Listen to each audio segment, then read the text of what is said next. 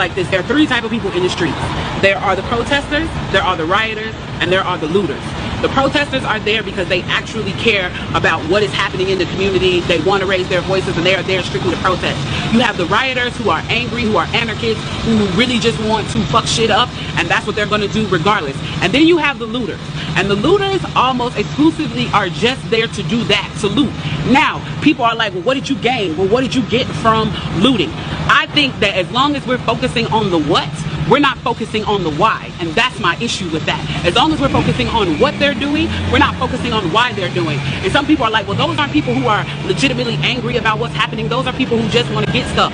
Okay, well then, let's go with that. Let's say that's what it is. Let's ask ourselves why in this country in 2020, the financial gap between poor blacks and the rest of the world is at such a distance that people feel like their only hope and only opportunity to get some of the things that we flaunt and flash in front of them all the time is to walk through a broken glass window and get it. That they are so hopeless that getting that necklace, getting that TV, getting that change, getting that bed, getting that phone, whatever it is that they're going to get, is that in that moment when the riots happen and if they present an opportunity of looting, that's their only opportunity to get it.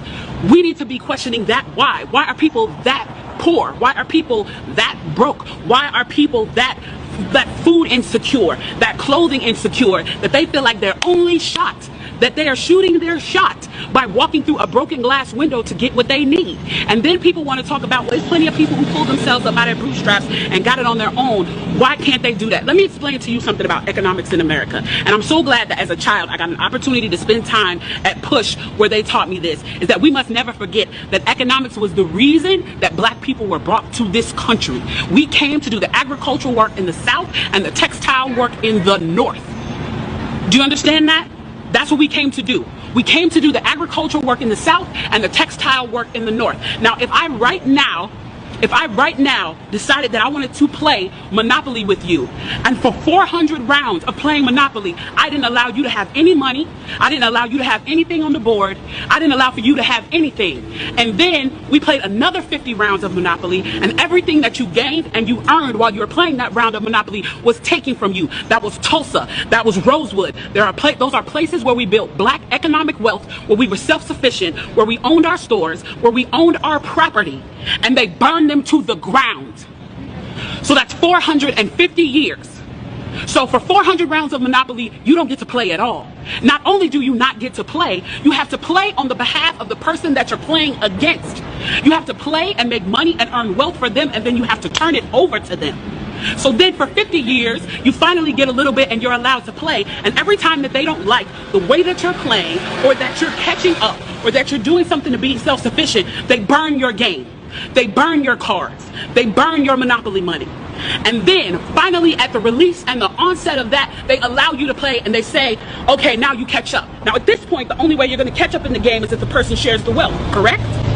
But what if every time you share the wealth, then there's psychological warfare against you to say, oh, you're an equal opportunity hire. So if I played 400 rounds of Monopoly with you and I had to play and give you every dime that I made, and then for 50 years, every time that I played, if you didn't like what I did, you got to burn it like they did in Tulsa and like they did in Rosewood, how can you win? How can you win? You can't win. The game is fixed. So when they say, why do you burn down the community? Why do you burn down your own neighborhood? It's not ours.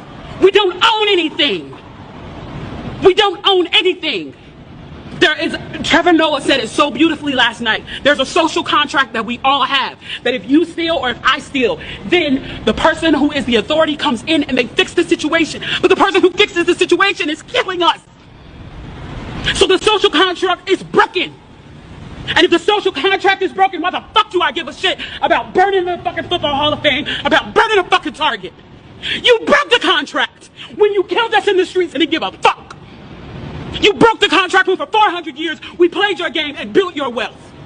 You broke the contract when we built our wealth again on our own, by our bootstraps in Tulsa, and you dropped bombs on us. When we built it in Rosewood and you came in and you slaughtered us. You broke the contract, so fuck your Target. Fuck your Hall of Fame. As far as I'm concerned, they could burn this bitch to the ground. And it still wouldn't be enough. And they are lucky that what black people are looking for is equality and not revenge.